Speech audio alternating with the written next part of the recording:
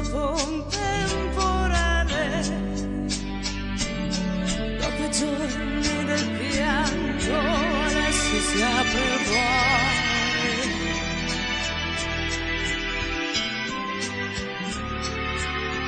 Ma che sorpresa, cantando può nascere una rosa anche da fango.